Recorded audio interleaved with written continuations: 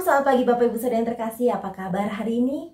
Kiranya hari demi hari kita semakin menikmati penyertaan Tuhan dalam seluruh aspek kehidupan kita. Dan setiap hari kita semakin menikmati tangan kasih-Nya yang setia menuntun kita melewati segala perkara. Mari di pagi ini kita kembali mau menikmati firman Tuhan yang menyegarkan bagi jiwa kita. Kita bersatu dalam doa untuk mengawali renungan pagi ini. Selamat pagi Bapak, terima kasih buat kesempatan hidup yang masih Tuhan berikan buat kami. Dan pada pagi hari ini sungguh kami rindu mengisi bejana hati kami dengan kebenaran firman Tuhan. Firman Tuhan akan mengubahkan kehidupan kami, firman Tuhan yang akan menyempurnakan hidup kami.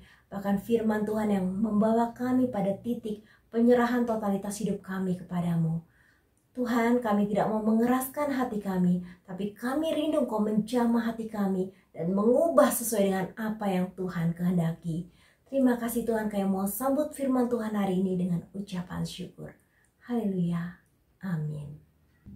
Tema kita pagi ini adalah penyerahan diri kepada Tuhan. Bicara tentang penyerahan berarti menyerahkan sesuatu yang awalnya adalah milik kita kepada pihak lain. Ketika kita telah menyerahkannya, berarti apa yang pernah kita miliki bukan menjadi milik kita lagi.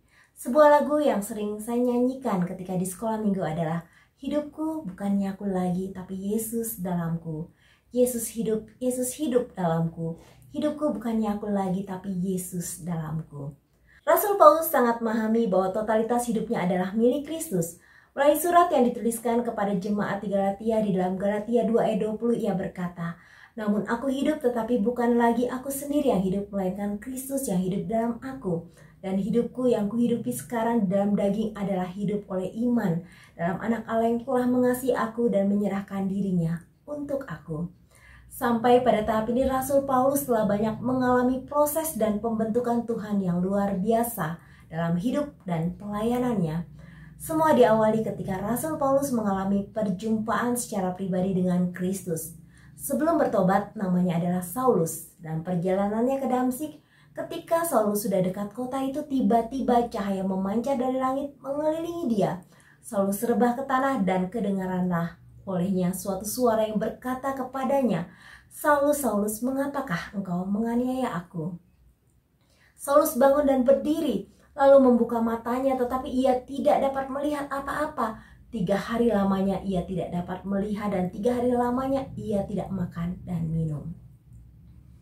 Saulus adalah seorang yang sangat jahat sehingga Ananias berkata kepada Tuhan, Tuhan, dari banyak orang telah kudengar tentang orang itu, betapa banyaknya kejahatan yang dilakukannya terhadap orang-orang kudus-Mu di Yerusalem. Tapi firman Tuhan kepada Ananias, pergilah, sebab orang ini adalah alat pilihan bagiku untuk memberitakan namaku kepada bangsa-bangsa lain, serta raja-raja dan orang-orang Israel.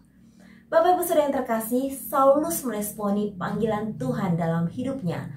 Bentuk respon yang dilakukan oleh Saulus adalah, pertama, menyerahkan diri kepada Tuhan. Yang kedua, mengambil keputusan untuk percaya kepada Yesus. Yang ketiga, ia memberitakan tentang Yesus. Penyerahan diri kepada Tuhan telah mengubah kehidupan Saulus. Kini ia telah menjadi milik Kristus. Sehingga ia berkata dalam Roma 14 ayat 8, sebab jika kita hidup untuk Tuhan, dan jika kita mati untuk Tuhan. Jadi baik hidup atau mati kita adalah milik Tuhan. Sebuah lagu dengan judul My Jesus I Love Thee. Teks dari lagu Yesus Ku Cintamu yang begitu indah dan begitu dalam artinya. Itu ternyata ditulis oleh seorang remaja yang bernama William Ralph Featherstone dari Montreal, Kanada. Teks itu keluar dari rasa syukur yang mendalam ketika dia mengalami pertobatan pada waktu masih berusia 16 tahun. Kemudian dia menulis teks itu di selembar kertas dan mengirimkannya. Tapi kemudian teks itu muncul tanpa nama dalam kumpulan lagu-lagu him Inggris. Bapak Ibu Saudara yang terkasih, beberapa tahun kemudian seorang pendeta Amerika menemukan teks yang begitu indah. Sudah menjadi sebuah lagu dalam buku himne Inggris.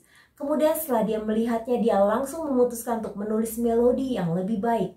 Maka melodi yang dia tuliskan itu pun menjadi salah satu lagu yang termasuk paling sering dinyanyikan oleh seluruh orang percaya di dunia ini.